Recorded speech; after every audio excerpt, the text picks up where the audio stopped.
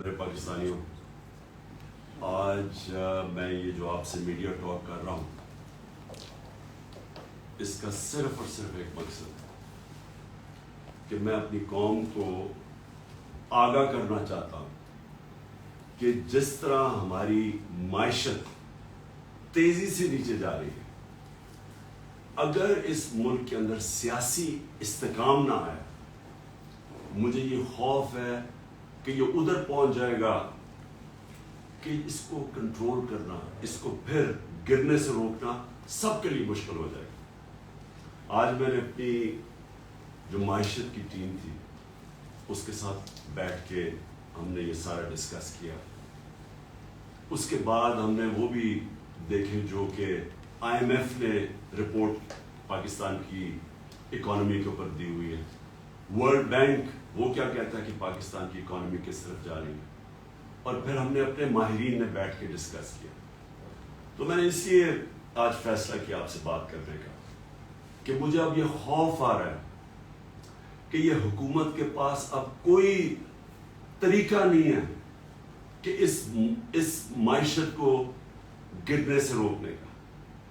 اور مجھے جو دوسرا خوف آ رہا ہے کہ یہ جتنی دیر تک یہ اب اس طرح کا سیاسی استحکام نہیں آئے گا، یعنی جو پولیٹیکل سٹیبلٹی، جب تک وہ یہ نہیں آئے گی، مجھے اب یہ خوف ہے کہ یہ معیشت کسی صورت اب استحکام پہ نہیں پہنچ سکتا، کوئی نہیں پہنچا سکتا۔ جو اس وقت حکومت بیٹھی ہوئی ہے، اس کی کریڈیبلٹی نہ پاکستان کے اندر رہی ہے نہ باہر رہی۔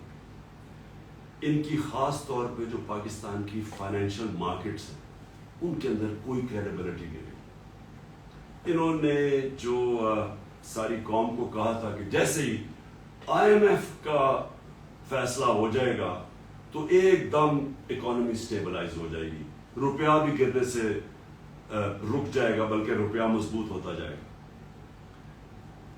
ساری قوم کے سامنے آج حالات ہیں۔ IMF کی ساری کنڈیشنز مانی انہوں نے، تاریخی مہنگائی ہوئی پاکستان میں، جو میں بھی آپ کے سامنے باقاعدہ بتاؤں گا کہ آج اس پاکستان کی عوام کے اوپر کیا گزر رہی ہے۔ جس طرح کی آج مہنگائی ہے، یہ پاکستان کی تاریخ میں اتنے تھوڑے وقفے میں اتنی زیادہ مہنگائی نہیں ہوئی۔ تو مہنگائی بھی کر دی IMF کے کہنے پہ ساری، جو میں ابھی آپ کو بتاؤں گا، بجلی کدھر گئی، پٹرول ڈیزل یہ کدھر سے کدھر گئے پچھلے 5 مہینے میں۔ IMF کا پروگرام بھی آ گیا، لیکن روپیہ ابھی بھی گر رہا ہے، اور یہ گرتا رہے گا جب تک کہ اس ملک کے اندر پولیٹیکل سٹیبلٹی نہیں آتی۔ آج اگر الیکشنز ڈیلے کرتے جائیں کہ جی ہم کوئی بہانہ مار دیں کہ جی یہ ہے وہ ہے سیلاب ہے الیکشن نہیں ہو سکتا، جو بھی آپ جو بہانہ ماریں، صرف اور صرف پاکستان کو نقصان ہو۔ اگر کوئی یہ سمجھتا ہے کہ ہمیں نقصان ہو رہا ہے، الیکشنز ابھی نہیں ہو رہے، تو میں اپنی ساری قوم کو کہنا چاہتا ہوں، یہ میں دعویٰ کرتا ہوں، 70 سال میری عمر ہونے والی ہے انشاءاللہ اگلے مہینے۔ میں یہ دعوے سے کہتا ہوں کہ پاکستان کی تاریخ میں کبھی کسی پولیٹیکل پارٹی کی وہ مقبولیت نہیں تھی جو آج تحریک انصاف کی ہے۔ میں یہ دعویٰ کرتا ہوں کہ سارے پاکستان کے اندر اگر ایک فیڈرل پارٹی ہے جو سارے پاکستان کو اکٹھا رکھ سکتی ہے، وہ تحریک انصاف ہے۔ پورے حربے استعمال کیے جا رہے ہیں، یہ لوگ جو اوپر بیٹھے ہوئے ہیں، یہ جو اس ملک کے بڑے بڑے مجرم اوپر بیٹھے ہوئے ہیں، 60% کیبنٹ ضمانت کے اوپر ہے، پرائم منسٹر کو سزا ہونے والی تھی یہ FIA کیس کے اوپر۔ یہ وہ لوگ اوپر جو بیٹھے ہوئے ہیں، ان ساروں کو اب سمجھ آ گئی ہے کہ یہ جو تحریک انصاف کی مقبولیت اب اس کو مقابلہ نہیں کر سکتی، لہٰذا یہ کر کیا رہے ہیں کہ بجائے ملک کا سوچنے کے، سوائے اپنے کرپشن کیسز خارج کروانے کے لیے، اور ساروں نے مل کے وہ جو 1100 ارب روپیہ انہوں نے جو امینڈمنٹ کیا نیب پہ، وہ سوائے اس کی فکر کرنے کی ان کے پاس کوئی حل نہیں ہے پاکستان کی یہ معیشت کو اور ملک کو سدھارنے کا۔ میں آج آپ کے سامنے یہ جو دعویٰ کرتے ہیں کہ جی ہمیں بہت بڑا مشکل پاکستان ملا ہم نے تو پتہ نہیں بارودی سرنگیں مل گئیں. شہباز شریف جس کو بہت شوق تھا پرائم منسٹر بننے کا, اور کئی ایسے یہاں لوگ بیٹھے ہوئے تھے, وہ سمجھتے تھے کہ آئنسٹائن کے بعد دوسرا آدمی شہباز شریف آئے گا, ایک دم سارا ملک ٹھیک کر دے گا. وہ سارے سب کو آج میں یہ کہہ رہا ہوں کہ یہ جو کہہ رہے ہیں کہ سارا کچھ ہمارے پہ ڈال رہے ہیں, میں آج آپ کو اسٹیٹکس سے بتاتا ہوں, فیکٹس اور فگرز سے, اعداد و شمار سے بتاتا ہوں کہ ہمیں کون سا پاکستان ملا تھا 2018 میں, یہ جو نون لیگ چھوڑ کے گئی تھی, اور ان کو کون سا پاکستان ملا تھا. یعنی ہم جب گئے تھے اپریل میں تو تب پاکستان کے کیا حالات, یہ کہتے ہیں نا بہت برے حالات تھے. جب 2018 میں جب ہمیں پاکستان ملا تھا تو جو ہمارے ریزروز تھے, جو اصل مسئلہ بھی آپ کی قوم کو بتا دوں, مسئلہ کیا ہے؟ مسئلہ یہ ہے کہ بیرونی خسارہ ہے, جس کو کہتے ہیں کرنٹ اکاؤنٹ ڈیفیسٹ. جتنا آپ کا بیرونی خسارہ بڑھتا جاتا ہے, آپ کو اپنے ریزرو سے پیسے دینے پڑتے ہیں, ریزروز کم ہوتے جاتے ہیں, اور جیسے جیسے ریزروز کم ہوتے جاتے ہیں روپے پہ پریشر پڑ جاتا ہے, روپیہ گرنا شروع ہو جاتا ہے, ڈالر مہنگا ہونا شروع ہو جاتا ہے. جب ڈالر مہنگا ہوتا ہے تو جو بھی چیزیں آپ باہر سے خریدتے ہیں وہ سب مہنگی ہو جاتی ہیں. جس میں تیل ہے وہ آپ باہر سے خریدتے ہیں, وہ بجلی, کیونکہ بجلی کے اندر بھی جو فیوز ڈالتے ہیں, کوئلہ یا گیس باہر سے خرید کے یا پھر تیل ڈالتے ہیں, وہ ساری مہنگی ہو جاتی ہے. تو سب کچھ مہنگا ہو جاتا ہے جیسے جیسے آپ کا روپیہ گرنا شروع ہوتا ہے. تو لہٰذا سب سے امپورٹنٹ چیز ہوتی ہے کہ آپ کا جو بیرون ملک خسارہ, کرنٹ اکاؤنٹ ڈیفیسٹ, وہ کنٹرول میں ہو. اب یہ ہم جب ہمیں ملا تھا پاکستان کی تاریخ کا سب سے بڑا بیرونی خسارہ تھا, 20 ارب ڈالر کا خسارہ تھا. ان کو یہ کہتے ہیں نا بڑا مشکل وقت ملا تھا. ان کو جب اپریل میں جو انہوں نے سازش کر کے ہماری گورنمنٹ گرائی, تو ان کو جو کرنٹ اکاؤنٹ ڈیفیسٹ ملا تھا, بیرونی خسارہ, وہ تھا 16 ارب ڈالر. اب یہ سمجھ لیں, ہمیں 20 ارب ڈالر ملا, ان کو 16 ارب ڈالر ملا. ہمیں جو ہم ان کی ووٹ آف نو کانفیڈنس سے پہلے ہم نے کتنا ادھر سے, جدھر ہمارے ریزروز یہ جو چھوڑ کے گئے تھے 9.8 پہ, جب ووٹ آف نو کانفیڈنس انہوں نے درج کروایا, جس کی وجہ اس کے بعد سیاسی ہماری انسٹیبلٹی ہونی شروع ہو گئی, 16.2 ارب ڈالر کے ہمارے ریزروز تھے. پھر سے یہ جب چھوڑ کے گئے تھے پاکستان 9.8 تھا. جو ہم چھوڑ کے گئے تھے انہوں نے کہا بڑا مشکل پاکستان چھوڑ کے گئے. ہمارا ووٹ آف نو کانفیڈنس سے پہلے 16.2 ارب ڈالر کے ریزروز تھے. آج یہ آئی ایم ایف کا ڈیل بھی سائن کر بیٹھے ہیں, اور آج ریزروز ہے 8.8 پہ. اس کے بعد جو اب آپ کا جب بیرونی خسارہ ہوتا ہے تو آپ کیسے وہ کم کرتے ہیں؟ آپ کیسے کم کرتے ہیں؟ دو ہماری بڑی چیزیں, ایک ہم ایکسپورٹ کرتے ہیں تو وہ ڈالرز آتے ہیں, اور دوسرا بیرون ملک پاکستانی ہمیں ریمیٹنسز بھیجتے ہیں, وہ جو پیسہ بھیجتے ہیں. یہ جب چھوڑ کے گئے تھے تو یہ یاد رکھیں 20 ارب ڈالر کا خسارہ, لیکن ریمیٹنسز کتنی تھی اوورسیز؟ 19 ارب ڈالر کی, اور ان کی ایکسپورٹس کتنی تھی؟ 24 ارب ڈالر کی.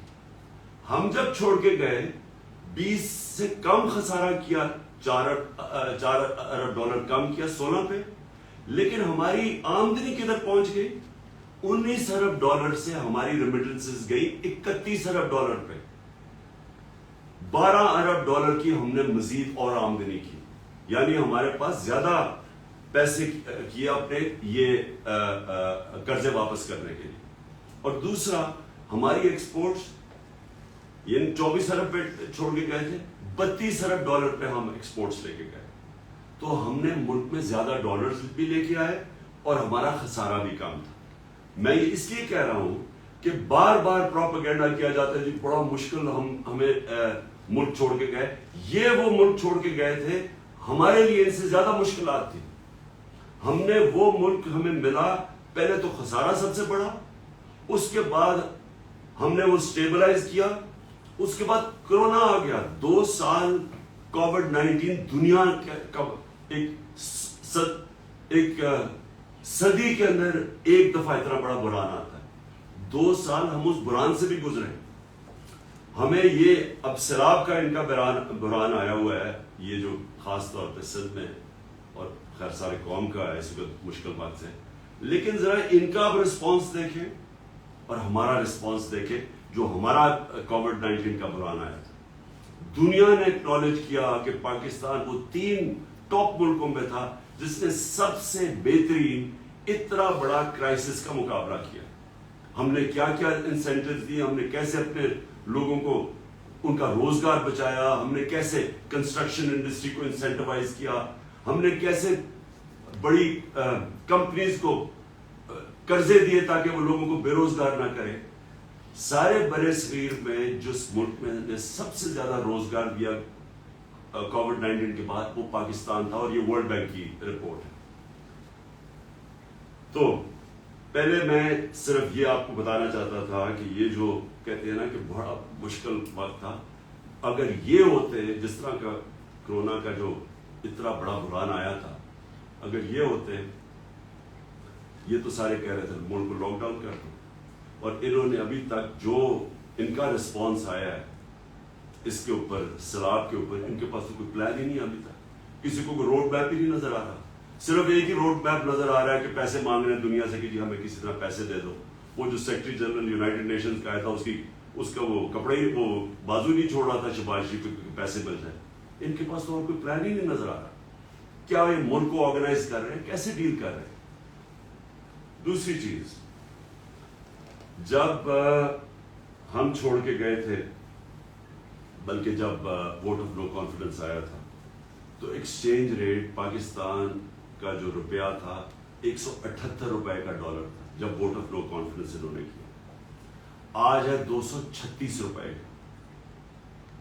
کون سا اتنا قیامت آئی تھی کہ 178 روپے سے 236 پہ پہنچ جائے. اس کے بعد میں ذرا قوم کو بتا رہا ہوں کہ بجلی کتنی تھی. 16 روپے یونٹ تھی جب ہم چھوڑ کے گئے, 16 روپے یونٹ بجلی تھی. آج انہوں نے وہ بجلی پہنچا دی ہے 36 روپے, اور اس کے اوپر جب ٹیکس لگتے ہیں تو لوگوں کے پاس جو بل آ رہے ہیں وہ دگنے سے بھی زیادہ آ رہے ہیں, اور یہ ہر انسان کو ہٹ کر رہا ہے. یہ عام سفید پوش کو بھی ہٹ کر رہا ہے, یہ انڈسٹری کو بھی ہٹ کر رہا ہے, یہ ٹیوب ویل پہ بھی ہٹ کر رہا ہے. یہ ہر جگہ اس وقت یہ جو بجلی کے انہوں نے بڑھائے ہیں دگنی سے بھی زیادہ کر دی. اس کے علاوہ لوڈ شیڈنگ ہے, یعنی ایک تو بجلی مہنگی ہوگی, اس کے علاوہ لوڈ شیڈنگ. کدھر گئی بجلی؟ یعنی بجلی غائب تو نہیں ہوگی. مقابلہ کا موازنہ کر لیں ہمارے میں اور ان کے دور میں کہ بجلی کتنی. اب پیٹرول, میں بڑی بڑی چیزوں کی بات کر رہا ہوں جو کہ عام آدمی کو ہٹ کرتی ہے. جب ہماری حکومت تھی, عالمی منڈی میں تیل کتنے کا بک رہا تھا؟ $103 کا. عالمی منڈی میں $103 کا تیل مل رہا تھا, اور ہم کس قیمت پہ پیٹرول دے رہے تھے؟ 150 روپے لیٹر. ہم کس قیمت پہ دے رہے تھے ڈیزل؟ 146 روپے لیٹر. آج کتنا ہے؟ آج عالمی منڈی کے اندر تیل $103 سے آ گیا $93 پہ. $10 کم ہو گیا. اور یہ کتنے پہ دے رہے ہیں آپ آج ڈیزل اور پیٹرول؟ ڈیزل دے رہے ہیں 146 روپے. 100 روپیہ مہنگا ہو گیا, 146 روپے لیٹر پہ. اور پیٹرول دے رہے ہیں 236 روپے لیٹر. انٹرنیشنل منڈی میں کم ہو گیا ہے, لیکن یہ پیٹرول 150 سے گیا ہے 236, ڈیزل 146 سے گیا ہے 248 پہ. اور گیس کی قیمتیں ابھی بڑھ رہی ہیں, اور IMF کہہ رہا ہے کہ یہ 250% بڑھیں گی سردیوں تک.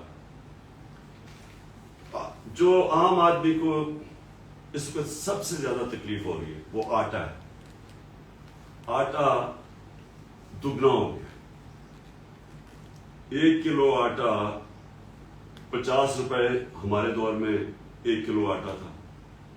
آج وہ کراچی کے اندر 100 روپے لیٹر سے اوپر چلا گیا. 5 مہینے کے اندر یہ سب کچھ ہوا ہے.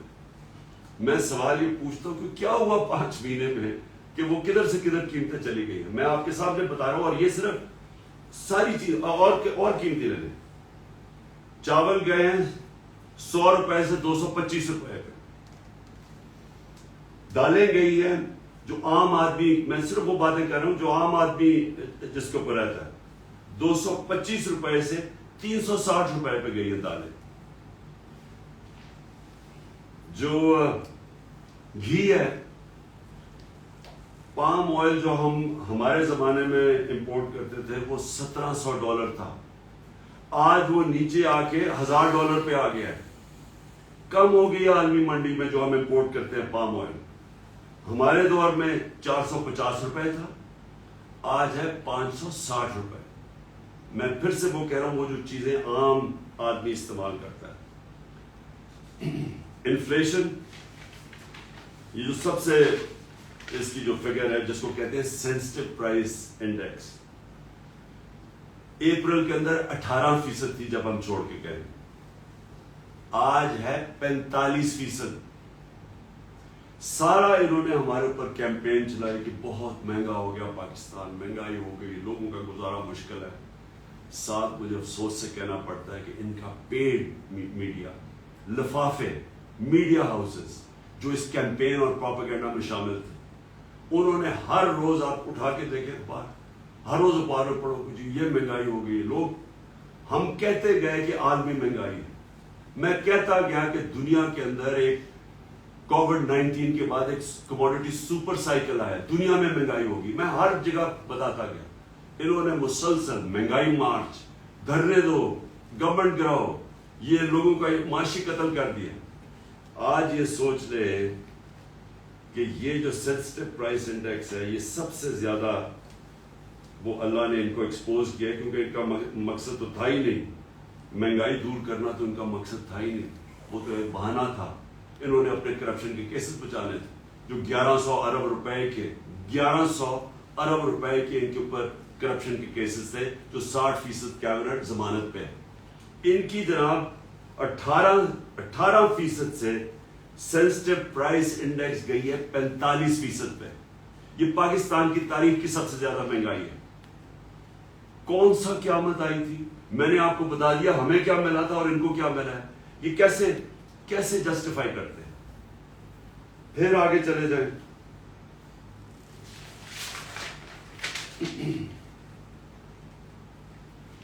ایک طرف مہنگائی بڑھ رہی ہے, دوسری طرف اکانومی کانٹریکٹ کر رہی ہے. مطلب یہ کہ جو ہمارا 17 سال کے بعد ہم نے اس جگہ سے ملک جو ادھر چھوڑ کے گئے تھے ادھر سے نکال کے ہم نے جو پاکستان کی جو ریٹ تھی, گروتھ ریٹ تھی, جو دولت میں اضافہ تھا جس کو گروتھ ریٹ کہتے ہیں, ہمارے آخری 2 سال میں 5.6% اور چوتھے سال کے اندر 6%. 17 سال کے بعد یہ پاکستان کی سب سے بہترین اکنامک گروتھ تھی, 17 سال کے بعد. اب یہ مجھے بتائیں کہ آج پریڈکٹ کر رہے ہیں کہ 0.6% پہ گروتھ ریٹ چلی گئی ہے, یعنی وہاں سے گر کے نیچے آ گئی ہے. اس کا مطلب کیا ہے؟ گروتھ ریٹ کیوں گرے گی؟ میں اب آپ کو بتاؤں. جو ٹیلی فون کی انڈسٹری اور جو گاڑیوں کی انڈسٹری ہے اس میں 50% وہ بند ہو گئی ہے, یعنی وہاں بے روزگاری اب پھیل رہی ہے. اس کا جب انڈسٹری بند ہوتی ہے تو اس کا صرف یہی مطلب کہ بے روزگار ہوں, ٹیکس کے اندر کمی ہے. ہمارے دور میں پاکستان کی تاریخ کا, جب ہم چھوڑ کے گئے تھے اپریل میں, پاکستان کی تاریخ کا سب سے زیادہ ٹیکس اکٹھا کیا گیا تھا, جس کی وجہ سے ہم نے سبسڈائز کیا تھا پیٹرول اور ڈیزل. ہم نے اپنے لوگوں کو مہنگائی سے بچایا ہوا تھا, اور کیونکہ ہم نے سب سے زیادہ پیسہ اکٹھا کیا تھا آمدنی میں. ان کے اب یہ جو بند ہو رہی ہے, کار کی انڈسٹری آدھی پہ فیکچر کر رہی ہے, 50% بند ہو رہی ہے. ٹیکسٹائل جس کے اوپر پاکستان چلتا ہے، ایکسپورٹس جس پہ بڑھتی ہے، وہ 20% بند ہو رہی ہے۔ اب اس کا مطلب یہ ہے کہ ہماری ایکسپورٹس اور کم ہو جائیں گی۔ جب ایکسپورٹس کم ہوں گی اس کا مطلب ڈالر کم آنے شروع ہوں گے۔ جب ڈالر کم آنے شروع ہوں گے بیرونی ملک کا خسارہ بڑھ جائے گا۔ جب وہ خسارہ بڑھے گا روپے کے اوپر اور پریشر پڑ جائے گا۔ تو ٹیکسٹائل 20% انڈسٹری بند ہو گئی۔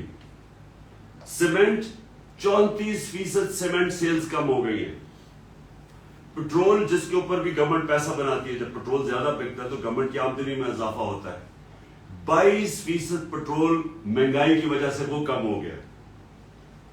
اور اب جو دو چیزیں ہم پاکستان فیس کر رہے ہیں، ایک طرف مہنگائی، دوسری طرف بے روزگاری، جس کی وجہ سے ورلڈ بینک اور IMF اب کہہ رہی ہیں کہ پاکستان انتشار کی طرف جا رہا ہے، سول انریسٹ کی طرف جا رہا ہے، سری لنکا والے سچویشن کی طرف جا رہا ہے، کیونکہ ان کے پاس اب کوئی حل نہیں ہے اس کا۔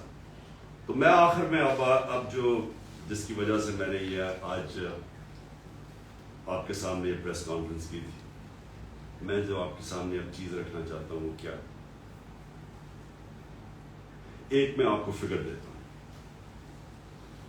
ایک ہوتی ہے انٹرنیشنلی، ایک ملک کی رسک ہوتی ہے، یعنی اگر ہم اس ملک کو قرضہ دیں تو وہ کیا چانس ہے وہ قرضہ واپس کرنے کی، اس ملک کو وہ کیا اس کے پاس اتنی سکت ہے کہ وہ قرضہ واپس کر سکتی ہے۔ پاکستان کی جو فائنینسنگ ہے، یعنی ہمیں ہر سال، اس سال ہمیں 30 ارب ڈالر ہمیں فائنینس کرنا ہے، یعنی 30 ارب ڈالر کی ہم نے جو ہمارے اوپر لائبلٹیز ہیں، ہم نے جو قرضے لیے ہوئے ہیں، ان کی قسطیں ہیں، ان کے اوپر جو سود دینا ہے، وہ ہے 30 ارب ڈالر۔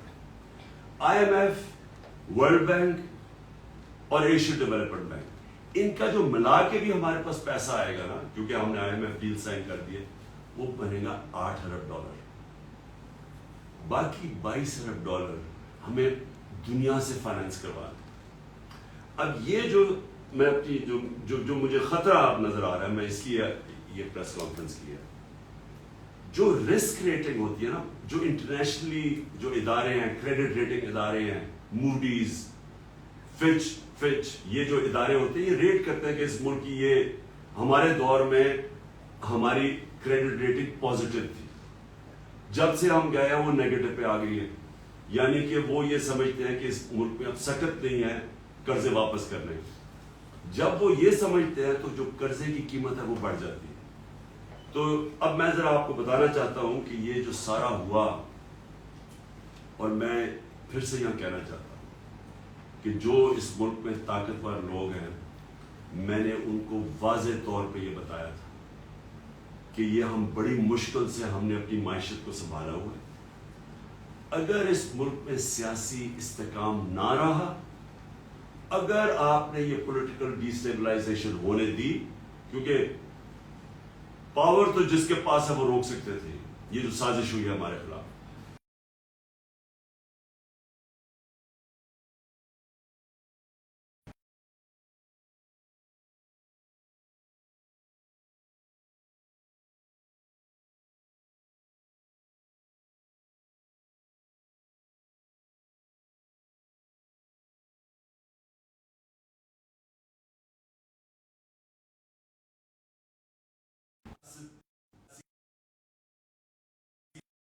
سیاسی استحکام بکھرتا ہے، معیشت بھی بکھرتی ہے، لوگوں کا کانفیڈنس چلا جاتا ہے۔ تو میں یہ ذرا آپ کو فکر دیتا ہوں کہ ہماری رسک ریٹنگ 4 مارچ کو 5% تھی، یا صرف 5% لوگ سمجھتے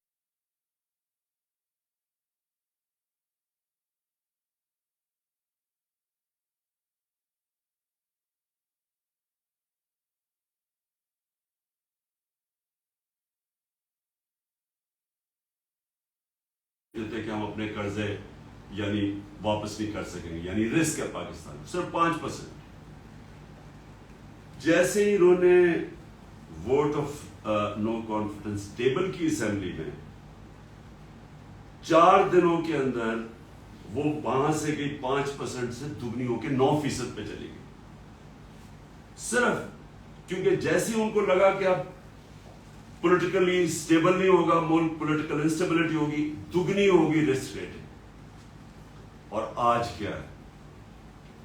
آج پاکستان کی جو رسک ریٹنگ ہے 22.7 ہے۔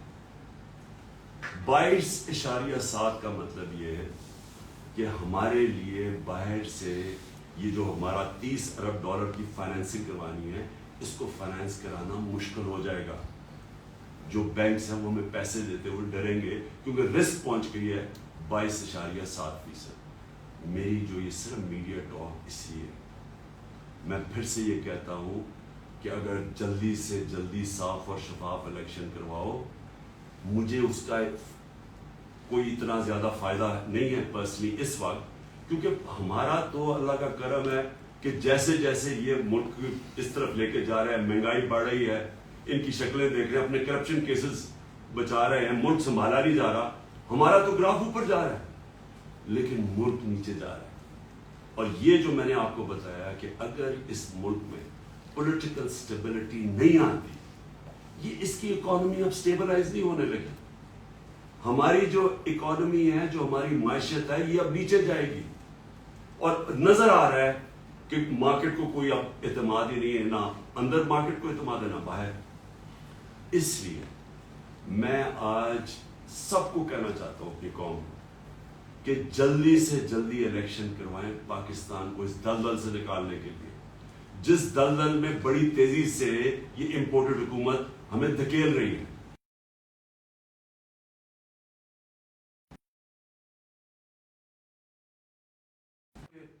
اب رمضان شوگر مل ان کی اس کے تو کیس فوری لگا ہوا ہے کہ جی اس کا کیس ختم کرو۔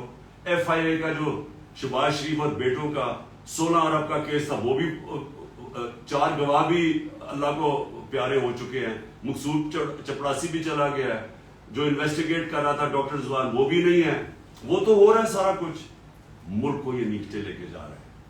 تو آج میں اپنی ساری قوم سے اپیل کرتا ہوں کہ یہ اس ملک کو اگر ہم نے مزید اس دلدل سے نکالنا ہے، اس طرح کی مہنگائی سے بچانا ہے جس طرف جا رہی ہے چیزیں مہنگی۔ آئی ایم ایف نے کہا ہے کہ ابھی بجلی اور مہنگی ہونے والی ہے، ان کی رپورٹ پہ ہے۔ ہم نے اپنے ملک کو انتشار سے بچانا ہے، فوری طور پہ صاف اور شفاف الیکشن اناؤنس کیے جائیں۔ جتنی یہ دیر کرتے جائیں گے بحران بڑھتا جائے گا، اور پھر سے مجھے خوف ہے کہ ایسا نہ وقت آ جائے کہ سب کے ہاتھ سے یہ نکل جائے۔ میں آخر میں صرف ایک چیز سے ختم کرتا ہوں کہ بجائے اس کے کہ ہم صبر سے یہ ساری جس طرح کہ ہمیں دیوار سے لگایا جا رہا ہے، کیسز کی بارش ہوئی ہے، کبھی دہشت گردی کا کیس اور کبھی کوئی کیس، اور ہر دوسرے دن کوئی نئی ایف آئی آر، اور جو ہمارے لوگوں کے اوپر دبایا جا رہا ہے، میڈیا ہاؤسز، میڈیا کے اندر جو صحافی جو لگتا ہے کہ ہمیں سپورٹ کر رہے ہیں، ان کے پیچھے پڑے ہوئے ہیں۔ اس سے ملک نہیں سدھرنے لگا۔ اگر کسی کا خیال ہے کہ یہ فیشسٹ ٹیکٹکس سے یہ کسی طرح یہ زیادہ دیر ٹھہر جائیں گے، یہ ملک کو ہی نقصان پہنچا رہے ہیں۔ کوئی نہیں روک سکتا اس ملک میں انتشار کو اگر اسی طرح یہ چلتے رہے۔ اور میں دیکھ رہا ہوں جس طرح دیوار کے خلاف لگایا جا رہا ہے، میں آج صرف اس چیز پہ ختم کرتا ہوں کہ یہ زیادہ دیر اب ہمارا صبر نہیں رہے گا۔ اگر یہ اسی طرح چلتے رہے اور ملک کو اسی طرح نیچے لے جاتے رہے تو ہمیں پھر ایک کال دینی پڑے گی اپنی عوام کو۔ پاکستان پائندہ۔